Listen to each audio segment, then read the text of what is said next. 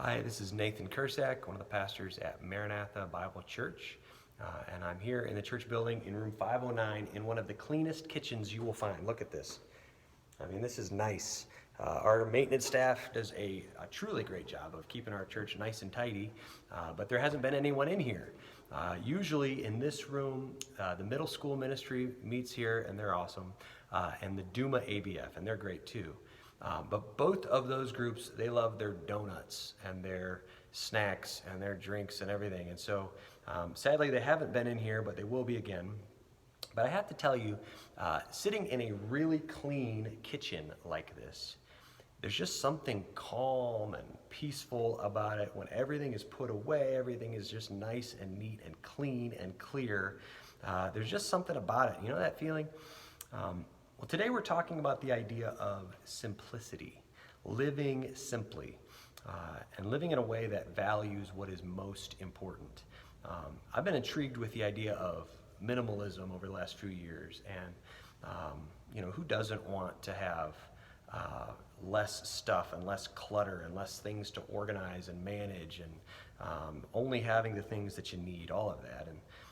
But one thing I found with authors and those that are pushing minimalism is that as you dig through the philosophy, what you really discover is that they're arguing for an optimal life, just an optimized life. In other words, success is not just a clean kitchen, it's that you don't have to spend all your time cleaning the kitchen.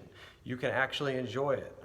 The kitchen's ready to go. It's ready for whatever huge party the middle school wants to have, or the Duma ABF food layout that they have. It's ready to go. And so through these daily devotions, our staff has been encouraging you to pursue spiritual disciplines that will help bring you closer to the Lord. And for some, there may be big issues that are keeping them from growing closer to the Lord. It could be a misunderstanding of God. It could be tough life circumstances that are keeping them away from Him. But for many, it's a million little things that keep them from growing closer to the Lord. They say, I have to do this and that and this and that, and everything seems urgent and important, and time in prayer or time reading God's Word, it just kind of gets squeezed out. And maybe that's you today. Maybe you've been quarantined and somehow the most important things in life are still not a part of your life. And so I want to encourage you today to live simply. I'm going to give a challenge at the end of this for you. But we live in a world of distraction and materialism. There's a fight for your time. There's a fight for your money. You have been told that you need more. You need to do more and you need to have more. And all this stuff takes time and it takes money, and that stuff eventually turns into junk. And so I want to read Matthew 6:19 through 21. It's so important for modern day American Christians. This is a really important passage. So Jesus says this: "Do not lay up for yourselves treasures on earth, where moth and rust destroy, and where thieves break in and steal. But lay up for yourselves treasures in heaven, where neither moth nor rust destroys, and where thieves do not break in and steal. For where your treasure is, there your heart will be also." Where's the focus in that passage? It's not in gaining more treasures on earth. It's not in acquiring more things, not in complicating life by having more things. It's on eternity. The focus is laying up treasures in heaven, and that our treasure shows where our heart is. And so this season that we're going through, all of us, it is so strange on so many levels. But it has given us an opportunity to pause and to breathe and to think. And so I would encourage all of us to ask ourselves this question: is my life ordered in a way that places value on what is most valuable? Is my life ordered in a way that places value on what is most valuable? We're all busy in life in general, right? Everybody's busy. We all feel like there's something that needs to be done. There's something else that we need. And so you're told that you're missing something, that you need to get something, and this is the fight for time and money and stuff that I'm talking about.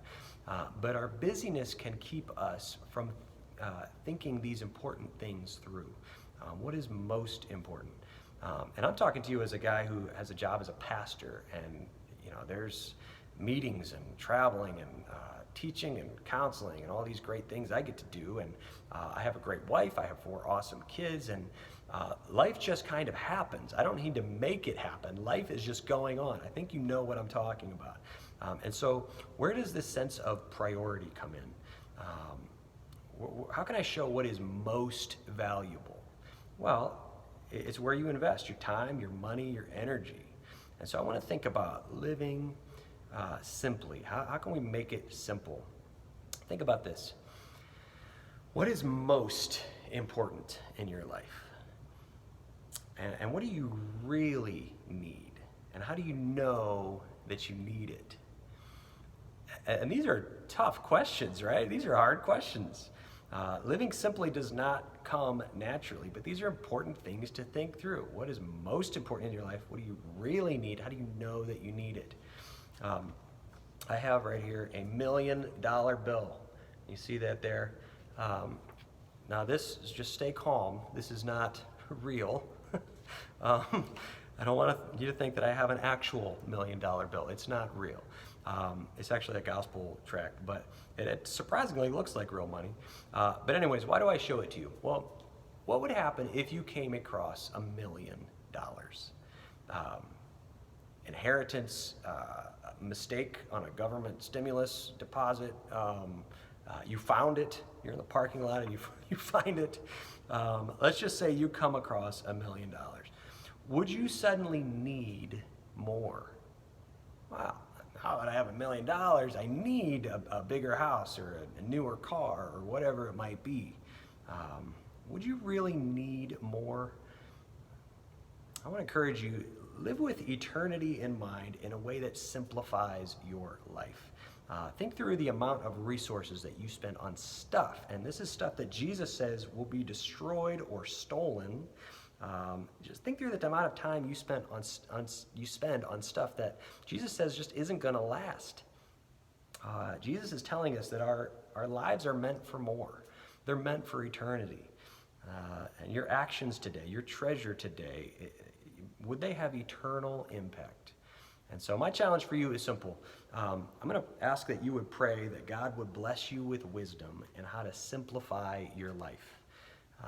And that's it. I'm not going to tell you to stop doing this or that or stop buying that or get rid of that. I mean, that's not my job. I would just ask that you pray after this video a prayer that asks, Lord, my life, my time, my things are yours. What would you have me change? And so after the video's done, would you pray that? I'm just going to encourage you to do that. So thanks for listening. Go pray.